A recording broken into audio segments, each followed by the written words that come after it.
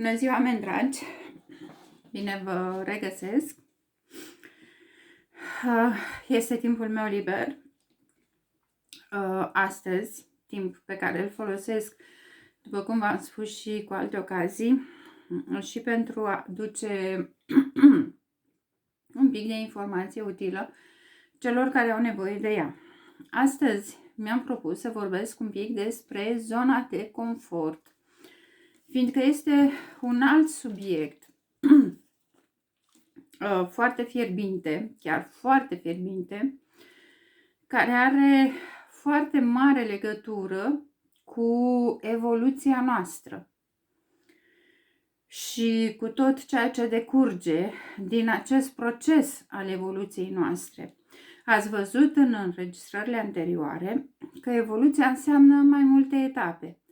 Nu știu dacă am reușit să vorbesc despre toate, o să revizuiesc ceva și am să mai vin și cu alte informații dacă sunt necesare, dar astăzi mă rezum la zona de confort și legătura ei, legătura zonei de confort cu evoluția noastră, cu vindecarea noastră, cu karma pe care o producem, pentru că și karma noi o producem. Cred că, sper cel puțin că nu mai este un secret pentru nimeni acest fapt, că ne producem singuri karma sau cumva soarta. Revenind la zona de confort, voi vorbi despre cum o recunoști, despre cum poți să ieși din ea, despre ce implicații nevăzută are, da, cu lumea nevăzută în care trăim și cu noi, cei care suntem aici, în acest plan, în acest corp uman.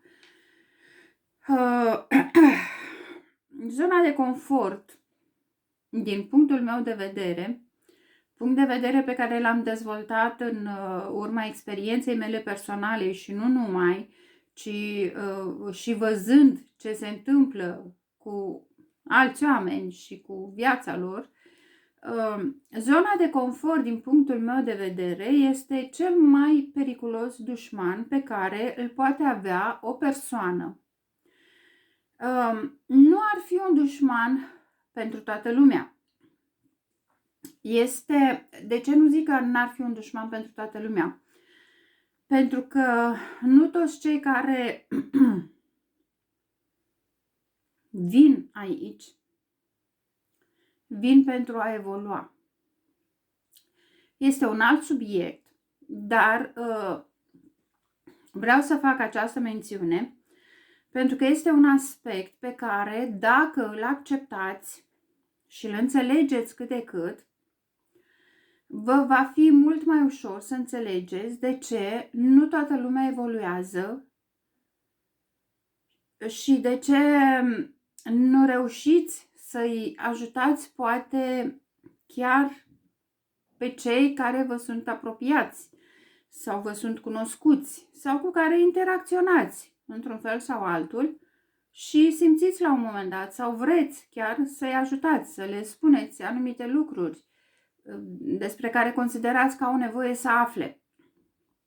Motivul pentru care nu toți oamenii evoluează, motivul pentru care vedeți că există o foarte mare discrepanță între păturile sociale, între oameni în general, hai să nu vorbesc în termeni prea nu sofisticați, că nu sunt sofisticați, dar nu vreau să mă duc pe un segment pe care chiar nu vreau să intru. Deci veți înțelege de ce sunt atât de multe diferențe între oameni, între apropiați chiar, între familiari chiar, da?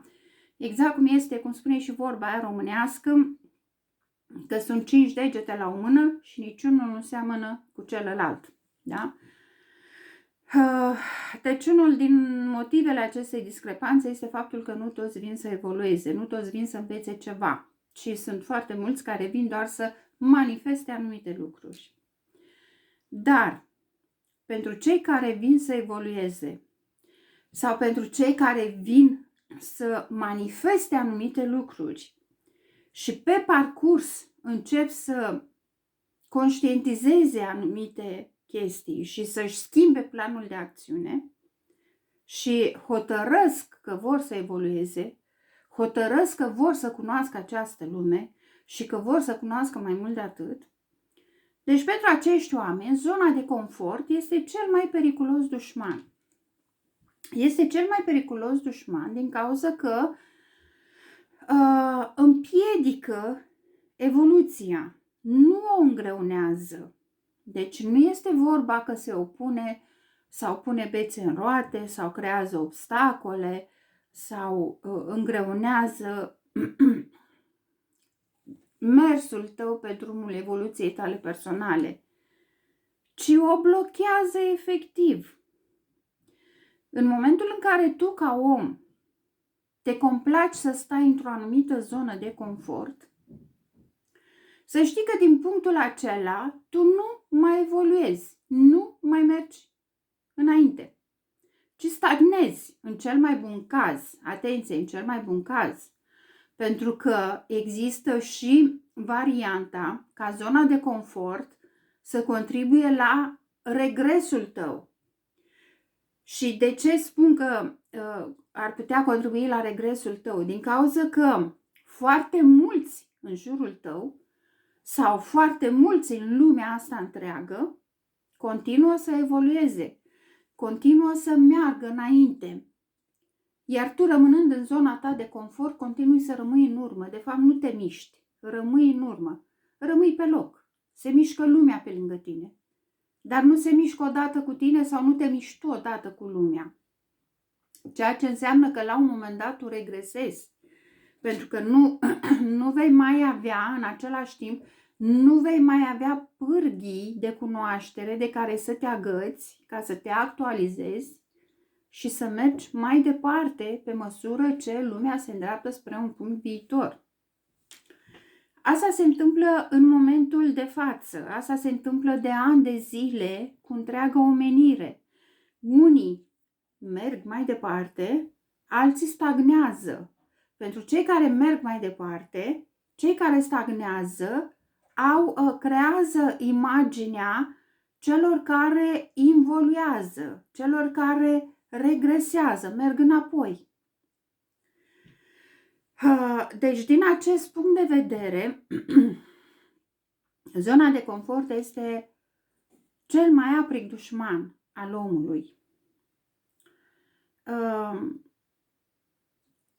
Al omului zic așa din cauza că vreau să mă raportez la noi din perspectiva asta, umană.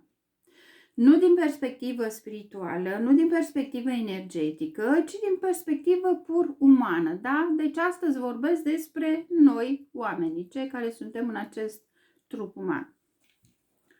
Pentru că nu vreau să amestec lucrurile. Mi-am dat seama că am atâta informație și trebuie să o și sistemez cumva, să o aranjez și să o pot da mai departe cât de cât ordonată. Mi-am făcut și lista aici, uitați cum să abordez pe pași, da? Pentru că este foarte multă, mi-am dat seama că este foarte multă informație, deci chiar n-am cum să o... Este adunată în foarte mult timp, pentru că am urmat sfaturile maestrului Anatol Basarab, cu care am făcut și cursul de numerologie, cu care am studiat, cu ajutorul căruia am studiat numerologia și care m-a sfătuit să adun informație pe o durată, pe o perioadă de timp mai lungă, pentru că în felul acesta o voi întregi și o voi putea integra în viața mea de zi cu zi și apoi integra la nivel colectiv. Deci, fiind atât de multă informație, mi-am dat seama că trebuie să o și aranjez un pic cumva în mintea mea ca să o redau mai departe cumva structurată. Deci, din acest motiv, zona de confort este un dușman. Zona de confort, mai clar ce înseamnă, la ce se referă ea, că auzim foarte des că îți place să stai în zona ta de confort sau rămâi în zona de confort sau ieși afară din zona de confort. Foarte mulți cred că la ora actuală încă nu înțeleg la ce se referă zona de confort. Nu se referă, se referă și are și un aspect material, da? O zonă de confort pentru unii înseamnă să aibă, eu știu, un nivel de trai, un anumit nivel de trai, care îi creează o anumită zonă de confort.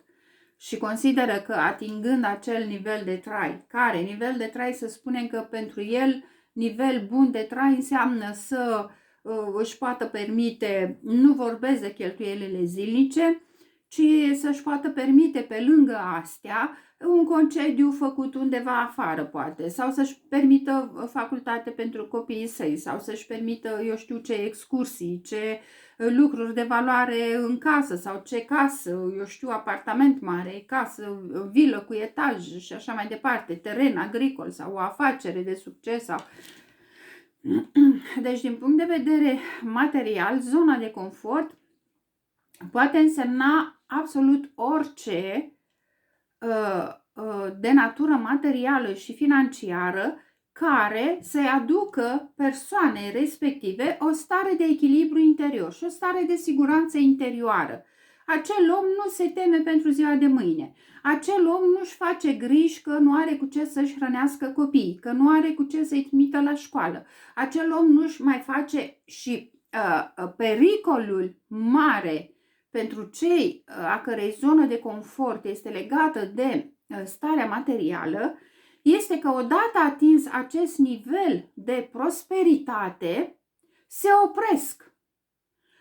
Poate până a atinge acel nivel de prosperitate, se dezvoltă un pic și pe sine, lucrează și cu sine, pentru că nu e așa, ca să atingi un nivel de prosperitate, trebuie să, și dacă vrei să-l atingi în limite legale și civilizate și morale, normal că trebuie să ai o bază de cunoștințe de la care să pornești, să știi să faci o afacere, să știi să activezi într-un domeniu, să știi să poți să accesezi un job foarte bine plătit căruia tu să-i faci față. Dăm la o parte, știu că trăim într-o societate în care corupția este foarte mare, nepotismele încă sunt la putere și suntem conduși de oameni așa cum sunt și se află în puncte cheie și veți spune că dacă guvernul, că nu vreau să intru în energia asta, nu vreau să stârnesc energia asta. Vorbesc despre acei oameni care chiar se axează pe drumul lor în viață și se axează pe a atinge un nivel de trai decent. Da? Și pe acei oameni care chiar se încadrează și în limitele astea legale, care sunt absurde pe alocuri, dar uitați că universul îi ajută. Există astfel de oameni chiar și în România asta coruptă și vai de capul ei. Da? Deci la această categorie de oameni mă gândesc, nu vreau să intru în sfera penalului, corupției și așa mai departe. Este o energie pe care în momentul ăsta nu vreau să o accesez, pentru că nu mă adresez categoriei de oameni care trăiesc în această energie. Cred că v-ați dat seama până acum că voi, cei care rezonați cu mine și care mă urmăriți, sunteți puțini, nu fac niciun fel de problemă, pentru că sunteți oameni pe placul meu, adică oameni care ați ales o cale destul de grea, dar sigură, care vă va conduce spre eliberare, care vă va conduce spre evoluția voastră ca suflet și spirit, nu doar ca ființă umană, corp uman, da? Deci, din cauza asta nici nu vreau să aduc în discuțiile mele sau în informațiile mele să aduc o anumită energie, pentru că mă adresez unei categorii anumite de oameni. Bineînțeles că am lăsat niște marje, da? Deci las ușa deschisă pentru oricine dorește să intre în această încăpere, să zic așa, pe care am creat-o pentru toți cei care vor să-și îmbunătățească stilul de viață, gândirea, să își deschidă orizontul cunoașterii și să facă pași spre calea lor personală. Deci, revenind la zona de confort, deci pericolul pentru cei care se rezumă la asta, la a lega zona de confort cu zona materială a vieții, este că la un moment dat ating un nivel de trai suficient, că mă bâlbâi, suficient de înalt cât să-și permită tot ceea ce ego-ul lor își dorește Și aici trebuie să menționez faptul că în momentul în care ego-ul este satisfăcut, cumva îi dă și sufletului ceva. Pentru că în acel moment omul acela își poate permite luxul de a se gândi un pic și la sufletul lui.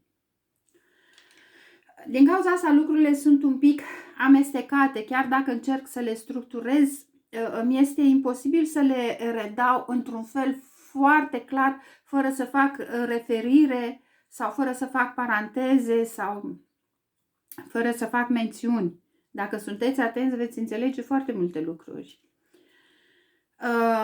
Deci, pentru cei care se rezumă la nivelul de trai material, zona de confort, acest risc îl prezintă să se mulțumească la un moment dat cu ceea ce au și să considere că nu mai au nimic de învățat, nu mai au nimic de făcut, nu mai au nimic de îmbunătățit, că au destule și se focusează apoi, eu știu, pe copii, pe hobby-uri, pe eu știu ce alte activități, pe a călătorii, pe a se face utili, da?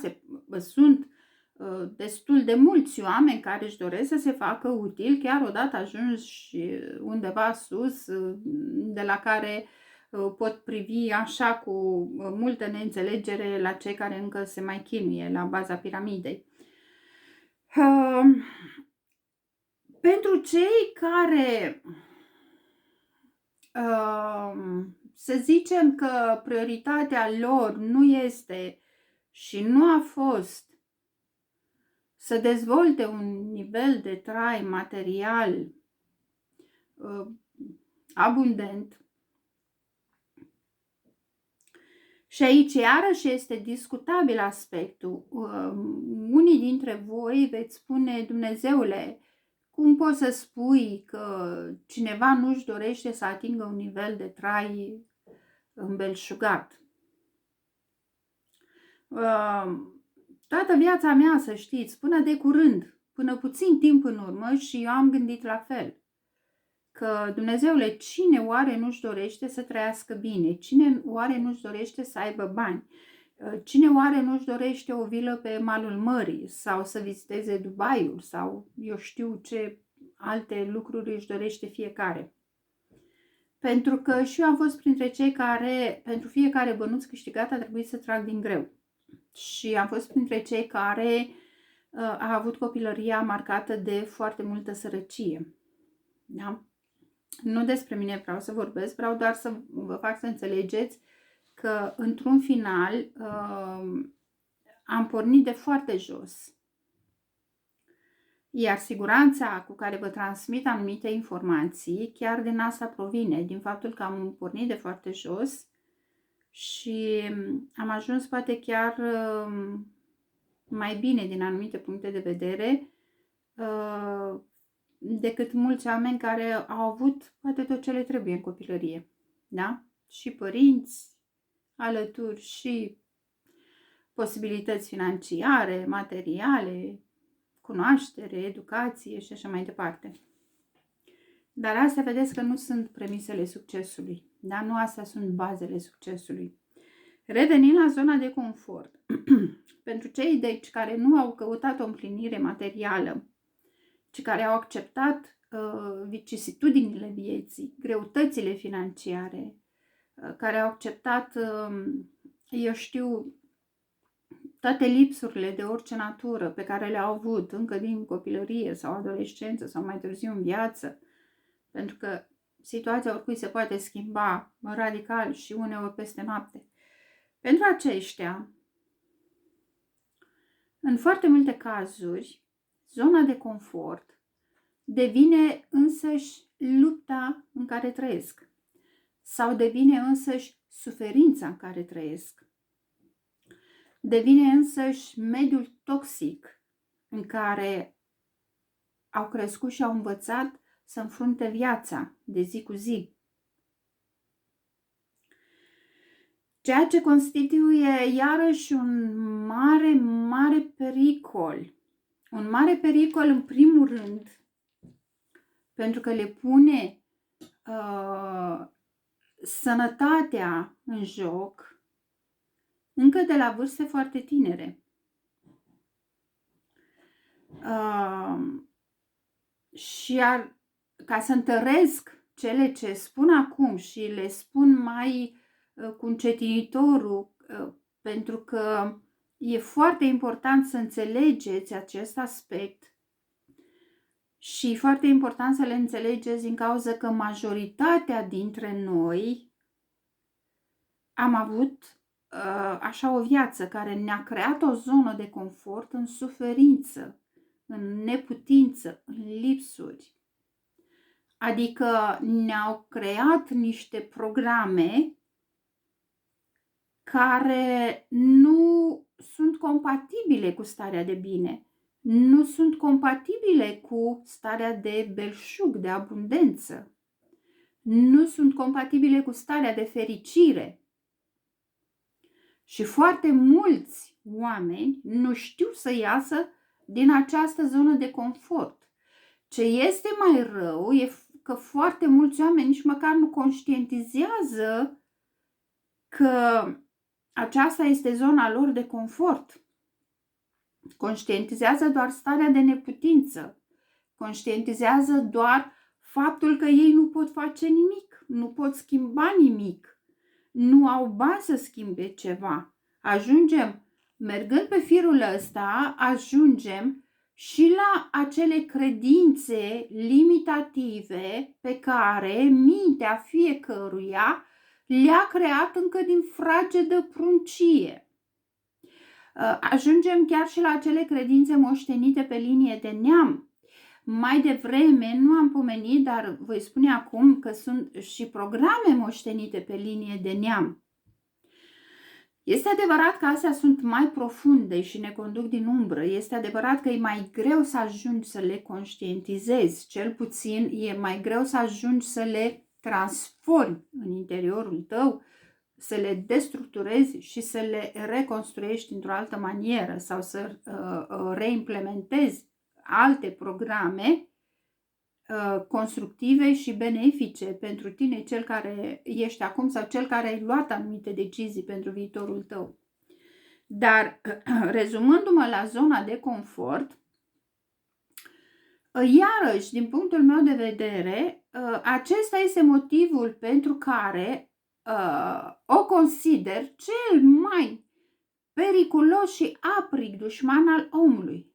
Zona de confort care te ține, omule, te ține în suferință, te ține în relații abuzive, te ține în sărăcie, te ține în boală, te ține în incapacitate de a lua vreo decizie, incapacitate de a schimba ceva, te ține în incapacitate de a te apăra, atunci când cineva chiar te atacă cu răutate. Pentru că sunt foarte mulți oameni care chiar asta fac. Asta este zona lor de confort. Așa își susțin ei psihicul în condiții de adversități, cum este societatea românească, în care sunt foarte multe zone cu foarte multe adversități ale vieții. Orice ați zice, încă trăim în așa o energie și așa un mediu toxic pentru mulți dintre noi.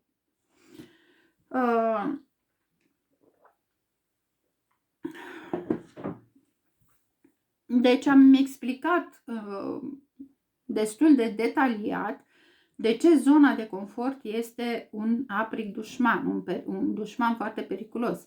Pentru că te stagnează și te face să rămâi în urmă, pentru că îți blochează efectiv accesul la cunoaștere, îți blochează evoluția și blocând acest aspect al vieții fiecăruia dintre noi, nu mai vorbesc de faptul că blochează și generațiile următoare pe care le lași în urma ta.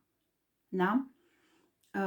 Aici este iarăși un aspect, pentru că acum se știe, cred că mulți dintre voi deja știți de câmpul energetic, de legăturile la nivel energetic care se realizează între persoane, între oamenii cu care interacționezi și cred că de acum, cel puțin majoritatea, știți că aceste legături energetice sunt cu atât mai puternice cu cât există sentimente de orice natură între tine și cel din fața ta. Deci, cu cât persoana este mai apropiată de sufletul tău, cu atât legătura este mai puternică și se știe, cred că prin acele legături energetice se transmit informații în ambele direcții. A transmite informații în ambele direcții înseamnă a vă simți unul pe celălalt. Cred că mulți ați constatat, cel puțin în ultimii ani, că s-a dezvoltat foarte mult telepatia. Chiar dacă n-ați conștientizat-o, ea funcționează. Cu siguranță fiecăruia i s-a întâmplat măcar o dată în viață să se gândească la o persoană și acea persoană să dea un semn de viață, fie că dă un telefon, fie că o întâlnește întâmplător pe stradă, fie că aude ceva despre acea persoană. Ideea este că acea persoană cumva apare în viața celui care s-a gândit. Da? Deci asta este o sincronizare, este o telepatie, este o comunicare telepatică sau poți să mergi până acolo încât să spui că deci ai simțit efectiv apropierea acelei persoane. Mergând mai departe despre zona de confort, de ce are legătură cu vindecarea și karma noastră? Păi are legătură din cauza că, și revin un pic la ce am zis anterior, cât timp rămâi în zona ta de confort și cât timp chiar tragi cu dinții de zona ta de confort, n-ai să poți să vindeci nimic la tine. Și zic nimic, nu mă mai refer doar la vindecarea interioară, ci mă refer la absolut orice fel de boală, boală fizică, boală psihică, mentală, emoțională. N-ai să poți vindeca, pentru că vindecarea presupune să te miști din zona în care sufereai, că suferi de o durere cronică, că suferi de o problemă la ficat, că suferi de, eu știu, depresie, că orice, de absolut orice suferi, ca să aduci vindecare, indiferent ce tratamente aplici, indiferent la ce soi de terapii apelezi,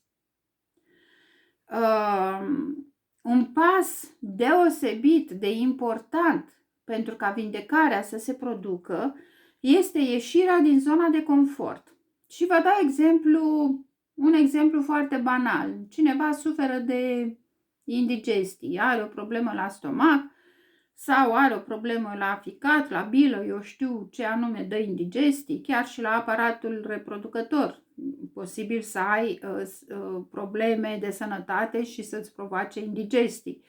Deci să zicem că suferi de indigestii și mergi la medic și faci tot felul de investigații, îți spune un diagnostic, îți dă un tratament, dar pe lângă tratament îți spune, îți recomandă și să schimbi ceva în stilul tău de viață, să schimbi ceva în alimentația ta de zi cu zi. Tu ce faci? Te duci acasă și începi să te îndopi cu pastile, dar nu schimbi nimic din ceea ce ți-a recomandat medicul să schimbi. De ce nu schimbi? Pentru că asta înseamnă să ieși afară din zona ta de confort, ceea ce ție nu-ți convine, pentru că tu te simți foarte bine acolo să mănânci ce vrea inima ta, cum zice românul, să te cerți zi lumină cu toată lumea pentru că ești tu cel mai tare în parcare și vrei să și demonstrezi lucrul ăsta, sau să suporți tot felul de stresuri și tensiuni pentru că conduci o afacere și vrei să o ții pe linia succesului sau, eu știu, oricare altă motivație ai, ție-ți convine să rămâi în zona ta de confort. Și atunci psihicul, creierul tău, ca să te ajute să rămâi în această zonă de confort, pentru că să știi, omule, psihicul tău întotdeauna va fi în slujba dorințelor tale egotice. Pentru că ce vreau să menționez acum este că zona de confort, să știți că este foarte legată și în foarte mare legătură cu ego-ul fiecăruia. nu cu sufletul. Sufletul întotdeauna va vrea să trăiască, să experimenteze. Ego-ul este cel care vă ține în zona de confort, pentru că el se lenevește, el se teme de schimbare, el vă face să vă limitați chiar și orizontul cunoașterii. Motivația este una pur ezoterică, să zic așa, spirituală, dar nu despre asta vorbesc astăzi. Deci, asta este legătura zonei de confort cu procesul vindecării. Și vă spuneam, vindecare la orice soi de problemă de sănătate. Pentru că te blochează, cum spuneam și mai devreme, te blochează în a schimba ceva în stilul de viață. La asta se rezumă totul. În a schimba ceva în stilul de viață. Da? Să zicem că tu ești obișnuit, da, ai un stil de viață, ți se pare ție destul de frumos, destul de bun, trăiești pe picior mare, îți permiți să mergi la un teatru, îți permiți să mergi într-un concediu, îți permiți să ieși undeva în weekend, la un restaurant, la un film, la, eu știu, să-ți duci copiii în grădina botanică sau mai știu ce alte chestii își imaginează și își dorește fiecare.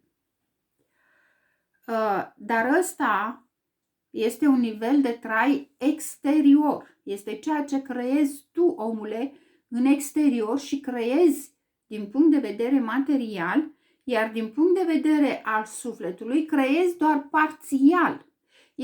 Este activă și satisfăcută doar acea parte de suflet care își dorește să fie util.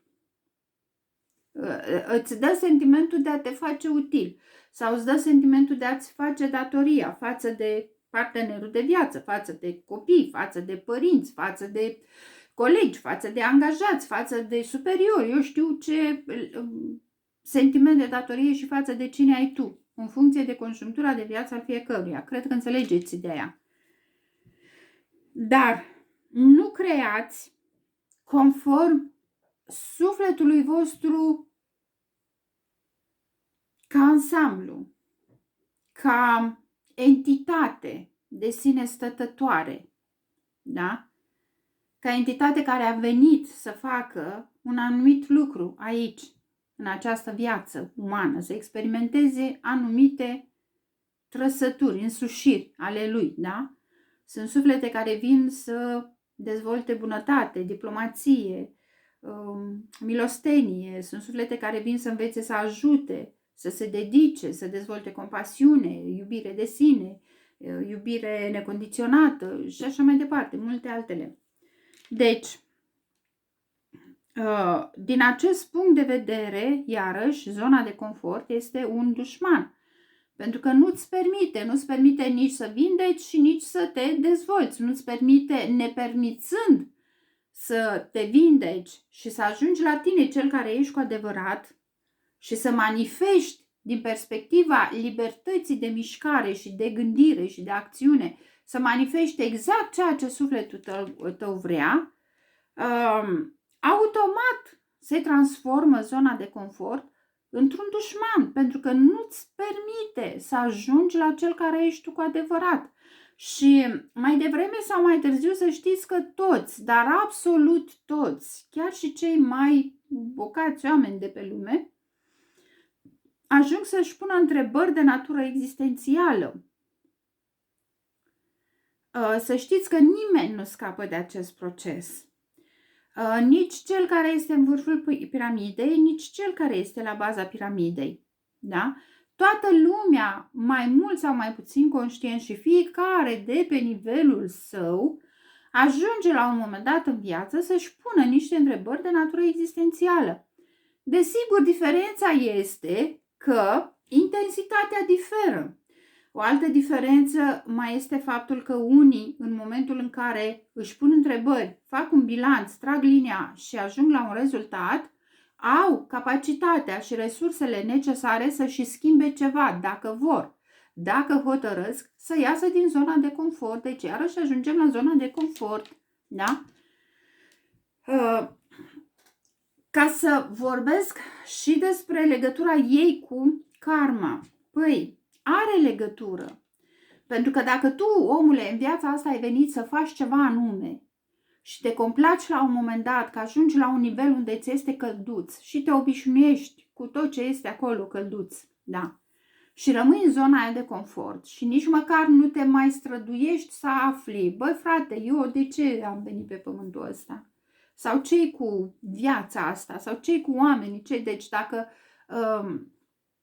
eviți sau refuzi să-ți pui astfel de întrebări, practic tu treci prin această viață irosind-o, fiindcă nu vei afla care este sensul tău personal, nu sensul vieții. Viața are un singur sens, să experimentezi, să înveți, te ajută să te dezvolți.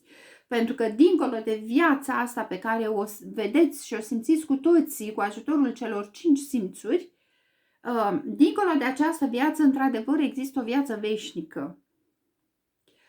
Și nu, afirmația asta nu o fac din perspectivă religioasă, nu o fac nici măcar din perspectivă spirituală, pentru că și religia și spiritualitatea sunt două concepte.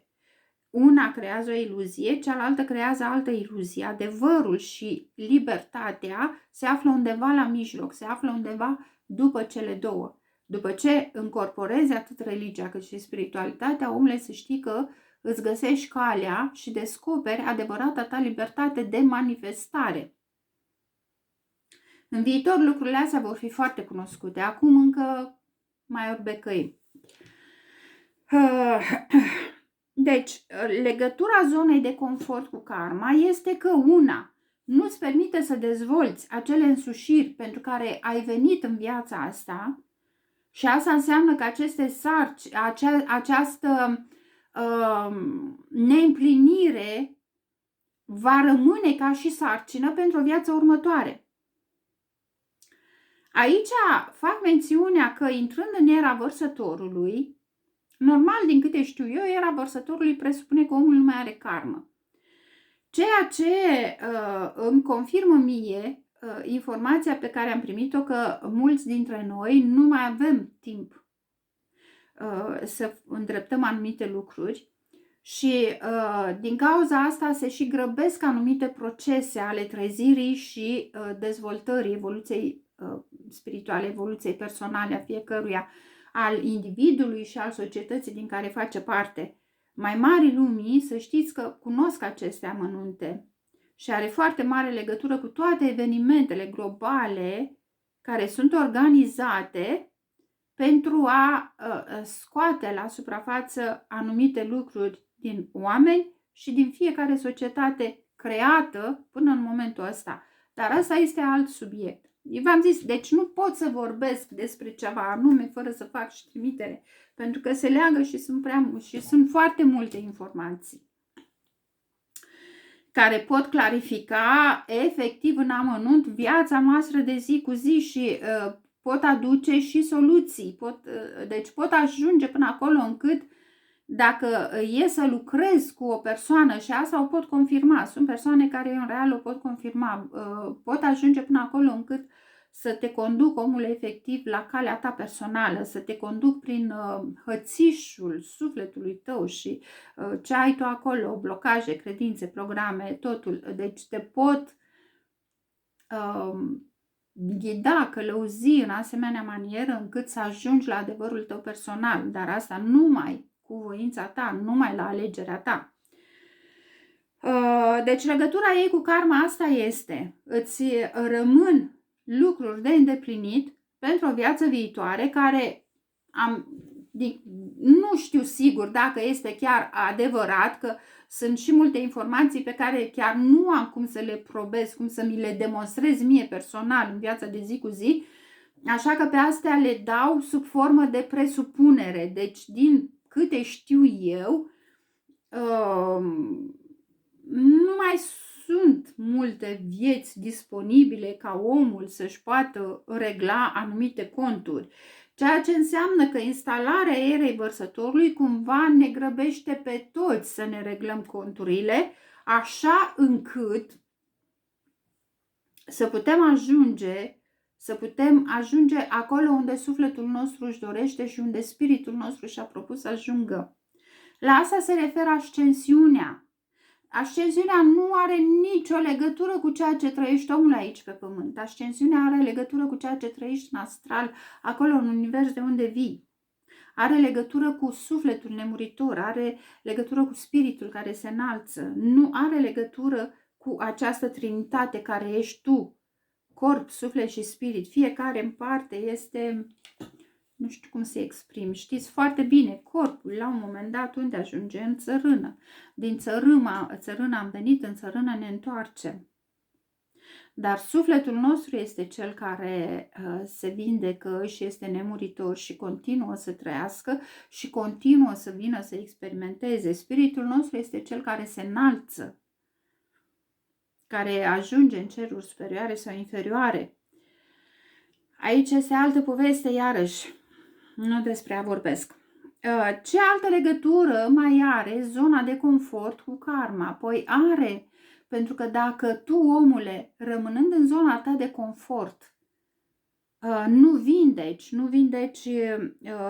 răni sufletești pe care le-ai dobândit în această viață sau pe care le-ai moștenit pe linie de neam, nu vindeci traume moștenite în această viață sau pe care le-ai dobândit pe linie de neam sau pe care le porți din alte vieți anterioare ale tale. Deci astea, rămânând nerezolvate, se transferă asupra urmașilor tăi, exact cum tu ai preluat din traumele nevindecate ale strămoșilor tăi, din sarcinile nerezolvate ale strămoșilor tăi. La fel vor prelua copiii tăi, vor prelua nepoții tăi, strănepoții tăi și așa mai departe. Doar că pe măsură ce se transferă la următoarea generație și următoarea, fiecare în parte fie va suferi foarte mult și va spăla aceste așa numitele păcate, cum le numește religia creștin-ortodoxă, păcate, deci le vor spăla urmașii noștri, fie prin boli necruțătoare, fie prin suferinți deosebit de grele, fie prin, eu știu, accidente, morți cumplite și așa mai departe. Deci, iată, omule, cum zona ta de confort are legătură cu karma, adică are legătură cu ceea ce lași în urma ta. Trebuie să mai știi un lucru, omule, că odată ce părăsești acest trup uman și ajungi acolo sus, ajungi cu conștiință. Acolo ai conștiință de sine, acolo nimic nu este ascuns. Dar asta are legătură cu ceea ce religia numește judecata de apoi. Poate voi face, uite, chiar îmi notez, poate voi face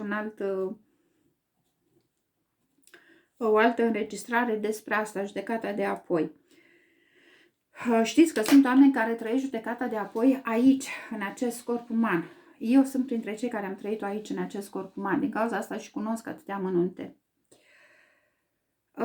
Și le voi prezenta vreodată. Deci asta este legătura zonei de confort cu vindecarea, cu karma. Pot să zic că are legătură chiar și cu soarta. Deci tu vii să împlinești anumite lucruri, omule. Tu ai ales. Deci ceea ce tu alegi ca și suflet, ca și spirit să trăiești în momentul în care vii și te întrupezi aici. Deci nu e vorba numai de, să zicem, acele obligații pe care le ai de făcut, ca tu, la schimb, să primești acest sprijin și ajutor de sus, pentru că cam așa stau lucrurile, da? Vii să obții ceva în aceste întrupări, dar la rândul tău și ai dreptul să fii ajutat, da? Să fii susținut și fără susținere nu reușești. Și aici, ca să înțelegi, ar trebui iarăși să intru în alte, pentru că sunt foarte mulți opozanți. Din cauza asta, mulți dintre noi avem nevoie de sprijin și unul din rolurile religiei, înainte ca ea să fie manipulată și transformată într-un instrument de manipulare, rolul religiei a fost să găsim sprijin, să avem acel pilon de sprijin care să ne ajute să răzbatem prin viață și să ne atingem potențialul maxim și să ne îndeplinim misiunile pentru care venim. Deci aceste datorii sunt așa numitele misiuni personale, pe care mulți dintre voi le căutați, dar ele sunt foarte simple. Misiunile personale nu se referă la știu ce luptă sau mai știu ce. Unele dintre ele sunt atât de simple, Dumnezeule. Deci asta este legătura cu vindecarea, karma. Cum recunoști zona de confort? Mulți dintre noi nici nu realizăm că trăim într-o zonă de confort. Cum o recunoști? O recunoști prin faptul că la un moment dat, nu știu dacă ați sesizat, unii dintre voi manifestați o stare de nemulțumire. Cu toate că multe lucruri în viața voastră merg destul de bine, totuși aveți o stare de nemulțumire lăuntrică. Ei, trebuie să știți că acea stare de nemulțumire lăuntrică este semnalul de alarmă pe care vi-l dă sufletul vostru că vă aflați într-o zonă de confort, adică ați stagnat. Ați stagnat, ați ajuns într-un punct în care vă este comod să, eu știu, mergeți la muncă, veniți acasă, vă faceți ceva de mâncare, vă uitați la televizor, ați întrebat copilul cum a fost azi la școală, v-ați întrebat partenerul dacă îl întrebați ce zi a avut și după aia vă vedeți de ale voastre, că e vorba de un film la televizor, că e vorba de un meci de fotbal, că e fiecare ce-și dorește. Deci cumva sufletul vă dă de înțeles că pe undeva mai aveți ceva de lucrat și nu lucrați, pe undeva mai aveți ceva de făcut și nu faceți. Această stare de nemulțumire, această stare de plictiseală, această stare de iritare sau aveți sentimentul că este un sentiment de căutare continuă, căutați ceva, căutați de ceva ce nici voi nu știți ce căutați sau vreți ceva ce nici voi nu știți ce vreți. Astea sunt semnale ale sufletului că v-ați închis viața într-o zonă de confort și că stagnați. Deci dacă vă opriți o clipă din tot ceea ce trăiți zi de zi, din tot ceea ce faceți și vă alocați câteva minute zilnic pentru a vă conecta la voi înșivă, veți constata că asta se întâmplă în interiorul vostru. Chiar veți primi răspuns foarte clar în privința asta. Dacă această întoarcere la sine nu o puteți face singur, cereți ajutor. Sunt oameni capabili să vă ajute să faceți treaba asta și eu nu mă refer la toți specialiștii care vă ademenesc cu tot felul de tehnici și webinaruri gratuite și mai știu eu ce, pentru că este foarte posibil să nu vă regăsiți acolo, dar încercați, nu contează. Haideți că șterg ultima, nu, încercați. Deci, dacă nu reușiți să faceți singuri acest lucru, căutați orice metodă prin care să reușiți să vă întoarceți către voi, să vedeți ce este acolo în interiorul vostru. Cum mai recunoașteți zona de confort? Vă apar tot felul de situații de care fugiți. Situații menite să vă apese butoane, să vă arate că mai aveți ceva de lucru cu voi înșivă.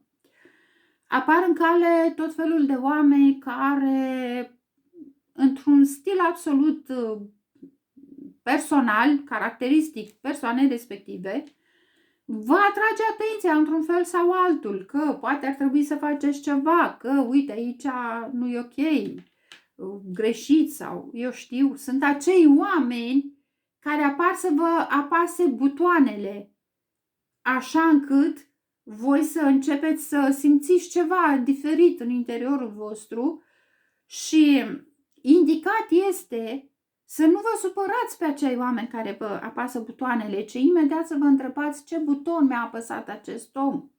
De ce am reacția asta? Ce este în sufletul meu de a am această reacție la simplu fapt că acel om mi-a spus ceva? Nu mă refer acum la situații în care sunteți atacați direct, personal, vă atacă integritatea psihică, morală, emoțională, vă atacă fizic, efectiv. Nu mă refer la astfel de situații. În astfel de situații, atacurile astea trebuie zbarate, trebuie să învățați să vă apărați. Da? Deci nu mă refer la astfel de situații, ci mă refer la acele situații în care, știu, atitudinea cuiva sau un eveniment din exterior care se petrece și la care asistați, fie fără să vreți, fie a fost planificat, dar nu vă așteptați să aveți o asemenea reacție. Deci orice stimul exterior care stârnește în interiorul vostru o reacție pe care, niște trăiri, niște sentimente, niște gânduri pe care nu le aveți zi de zi în viața voastră cotidiană, să știți că atunci aveți ocazia să identificați zona de confort în care vă aflați, aveți ocazia să identificați nivelul de evoluție și de trezire la care vă aflați. Dacă nu o puteți face, la fel, cereți ajutor. Sunt oameni care vă pot ajuta să conștientizați treapta pe care vă aflați și ce mai aveți de făcut. Sau vă pot ajuta să identificați blocajele pe care le aveți. Un astfel de om sunt și eu, dar nu doar eu. Desigur, am hotărât că cu aceste înregistrări voi începe ușor să vorbesc și despre abilitățile și capacitățile mele pe care vreau să le pun și deja am început să le pun și în slujba celorlalți oameni. Pentru că mi se pare normal. Până la urmă, chiar a venit timpul să le folosesc și în ajutorul celorlalți și mi se pare normal să apelez și eu la un pic de publicitate. Deci cam așa se cunoaște zona de confort. Cum mai recunoașteți zona de confort? Păi este suficient să priviți viața pe care o duceți, să priviți în jurul vostru să priviți chiar și la nu știu cum să zic, dar am să zic chiar foarte simplu. Să vă priviți pe voi înșivă și să vă caracterizați un pic, voi pe voi. Deci faceți acest exercițiu care vă va ajuta foarte mult să identificați dacă v-ați blocat într-o zonă de confort sau nu. Încercați să vă aduceți aminte ce ați visat să fiți când erați copii sau adolescenți. Încercați să vă aduceți aminte cum vă imaginați voi ca și adulți atunci când erați în adolescență sau în copilărie. Cum vă imaginați că veți fi voi ca și adulți? Aduceți aceste amintiri cât mai în conștientul vostru. Pentru asta puteți folosi chiar și o foaie de hârtie. Deci să povestiți acolo, să începeți să scrieți din ce vă aduceți aminte că vă gândeați voi, uite, când mi-ar plăcea sau visam eu personal, de exemplu, visam să fiu scriitoare, să scriu o carte și chiar, sincer, am readus în conștient această dorință și chiar o actualizez, da? Și chiar lucrez pe treaba asta. Cine știe dacă n-am să reușesc să scriu. Deci visam că voi scrie o carte foarte utilă pentru oameni și că voi fi o persoană care va deține așa o cunoaștere și va avea așa un aer de temut, sinceră să fiu. Și am conștientizat la un moment dat că partea asta chiar s-a îndeplinit. Ce nu mi-a plăcut din ceea ce am visat, a fost o conștientizare pe partea asta, deci chiar am fost contrariată de faptul că am visat să fiu o persoană de temut. Și am lucrat pe aspectul ăsta pentru că eu ca și adult chiar nu-mi doresc să fiu o persoană de temut. Pentru că o persoană de temut nu aduce niciun beneficiu în viața nimănui. Eu vreau să fiu acea persoană care aduce beneficii în viața cuiva. Pentru că pentru asta am venit. Asta este una din misiunile mele, să zic așa. Așadar, vedeți, aduceți-vă în conștient, readuceți-vă aminte și aduceți în conștient ceea ce visați despre voi personal când erați copii, în adolescență, chiar și în tinerețea timpurie, așa. Și ceea ce aduceți în conștient, comparați cu ceea ce sunteți acum în prezent, dar comparați făcând o analiză extrem de sinceră și extrem de obiectivă. Această analiză nu o faceți în fața nimănui, o faceți doar în fața voastră. Această comparație nu o faceți în fața unui juriu. Juriul sunteți voi, cei care o faceți. Din cauza asta insist pe a fi foarte sincer, pentru că dacă sunteți sinceri cu voi, vă puteți identifica singuri și zona de confort și blocajele pe care le aveți și vă va fi mult mai ușor să luați o hotărâre, vreți sau nu vreți să ieșiți din zona de confort. Și